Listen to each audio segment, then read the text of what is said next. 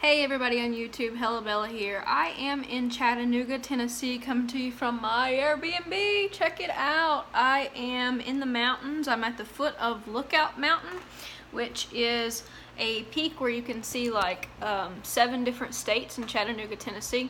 So as you can see, I've got my laptop out doing my little review for the day of my expense report.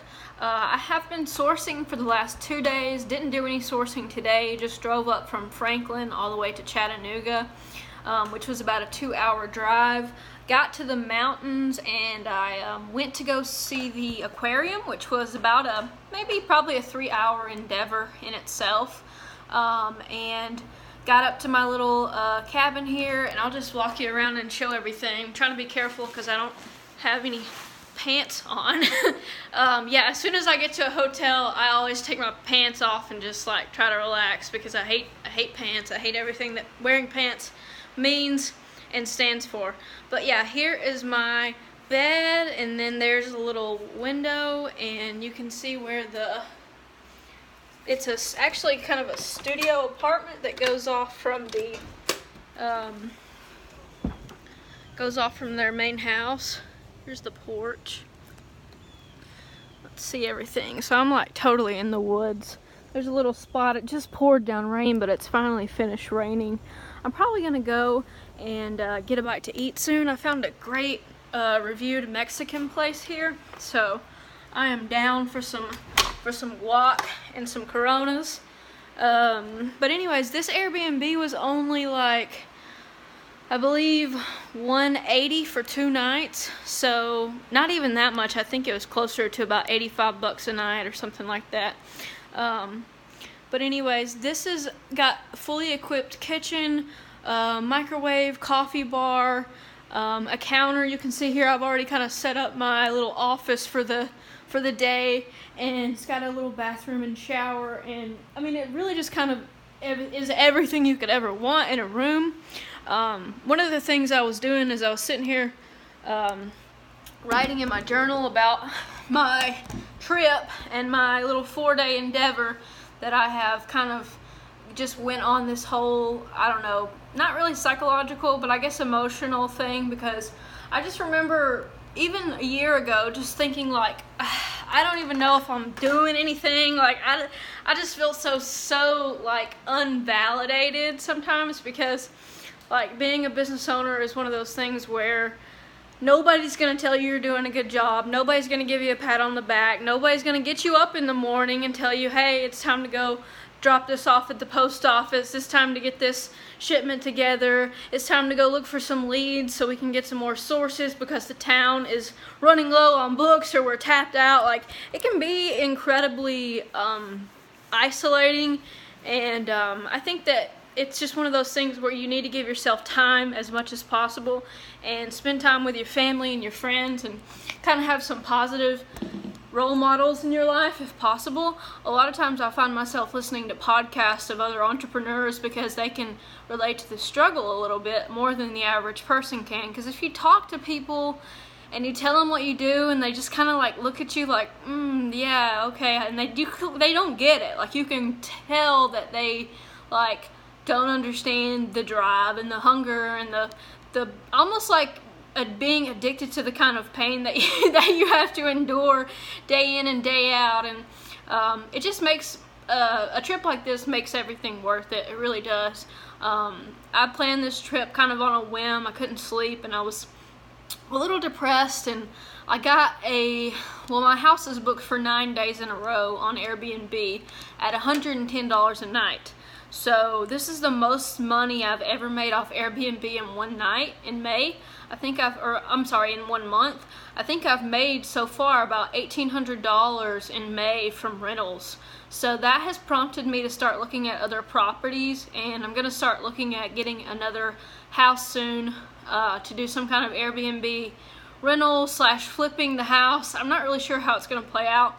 I have to take my real estate exam in about 6 weeks, so I have got to get off my ass and study.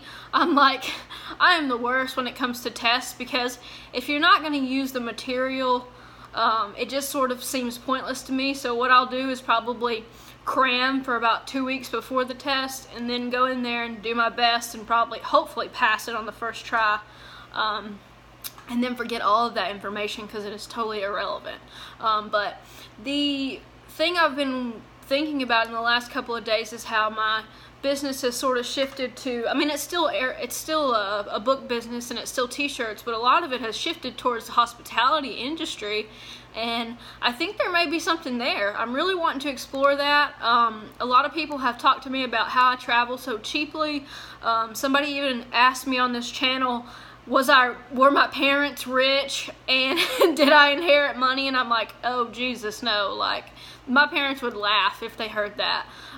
Pretty much everything I have, I've totally, worked for and gone above and beyond for. I mean, I definitely had an easy setup going through college because my mom let me stay at home and I didn't have to get an apartment or anything and pay for any, like, living expenses. But that was also a choice, I could have moved out, I could have gotten an apartment and threw all that money away, but I knew that, college was just a few short years and that soon I'd need money to go out into the world.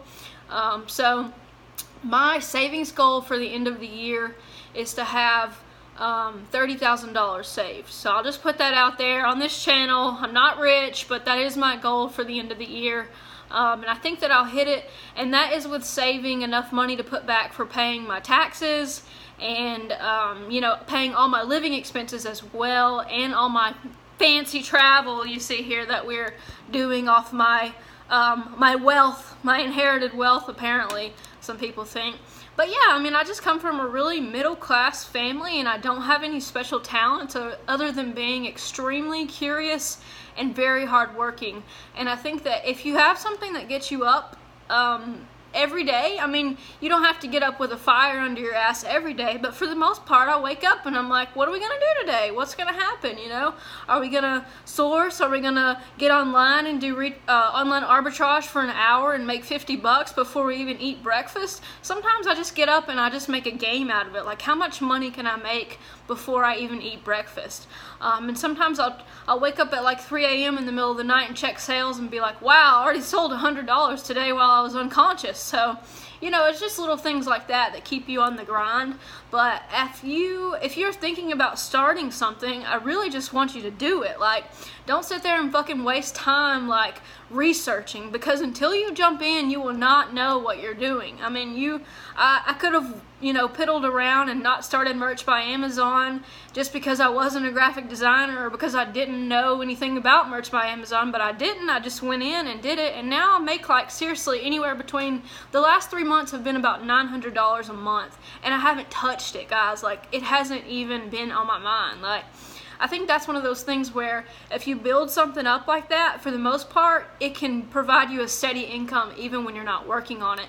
So one of the things that I'm going to try to do is slowly transition my book business to, I'm going to do the sourcing, but I want someone else to do the listing for me. So I'm going to be getting up with my cousin about doing some listing for me on the Amazon books, because at this point, all that listing is to me is just scanning everything in and pricing it and putting it in a box. I mean, it's not overly complicated. I don't have any fancy systems. I already know what books are going to sell for what price and yada yada. So at this point, I think that it's time for me to kind of step away from that and kind of automate that a little better. If you read the 4-Hour Workweek, one of the things he talks about is to farm out the tasks that other people can do, because there's a few things that only you can do, but for the most part, there's a lot that somebody else could be doing, and those are things that you could use your time to be fostering some kind of new business or new idea or learning, or in my case, just studying for my real estate exam, because there really are only so many hours in the day to get done the things that I need to do. And a lot of times I'll find myself torn between, do I go to the gym? Do I go to class? Do I study? Should I go hang out with my friends? I should probably go get this package dropped off. I need to be sourcing more.